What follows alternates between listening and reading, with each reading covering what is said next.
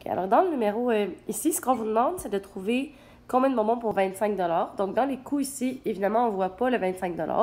Quand vous ne voyez pas dans le graphique, quand vous n'arrivez pas à trouver la réponse juste en regardant le graphique, bien, vous devez trouver l'équation de la droite qui est ici, puis ensuite utiliser l'équation, puis remplacer le coût par 25, puis ensuite trouver bien, c'est quoi le nombre de bonbons qui est associé par un coût de 25. Quand vous cherchez une équation à partir d'un graphique, la première étape, c'est toujours de faire une table de valeur. La table de valeur vous aide à ne pas faire l'erreur honteuse qui est celle-ci. Ce serait de vous dire que les bons des Y, c'est de 1,25, je m'excuse, puis le bon des X, c'est de 2. Donc, il y a plein de nombres qui, pour trouver la régularité, ce qu'ils font, c'est 1,25 divisé par 2. Donc, faites attention, parce que vous allez voir, quand vous allez faire votre table de valeur, que vos bons dans les Y, ça ne sera pas des bons de 1,25, puis les bons des X, ça ne sera pas des bons de 2. Pour la simple et bonne raison, dans le fond, que bien, les graduations, ils n'ont pas vraiment rapport avec comment ta droite est faite. Alors, ce qu'on va aller faire ici, dans le fond, je vais remplacer mon nombre de bonbons par N, puis le coût par C, parce que c'est ça qu'ils m'ont dit de faire. Si jamais N et C, ça vous mélange, vous pouvez les remplacer par X et Y. Simplement me l'indiquer à quelque part que vous voulez les remplacer par X et Y. La première étape, dans le fond, c'est de faire une table de valeurs. Le nombre de bonbons, dans le fond, c'est mon axe des X, donc c'est ça qui va aller en premier, donc c'est N. Et mes coûts, dans le fond, c'est mon axe des Y, donc c'est ça qui va aller en deuxième, donc le C.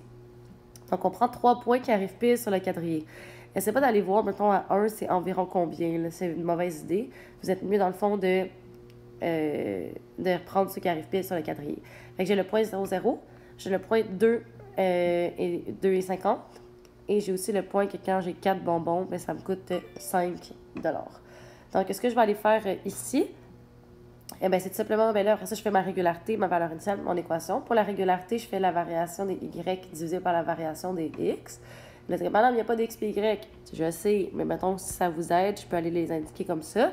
Le N, il va agir comme un X, puis le C, il va agir comme un Y. Donc, ça veut dire qu'on fait 2,50 divisé par 2.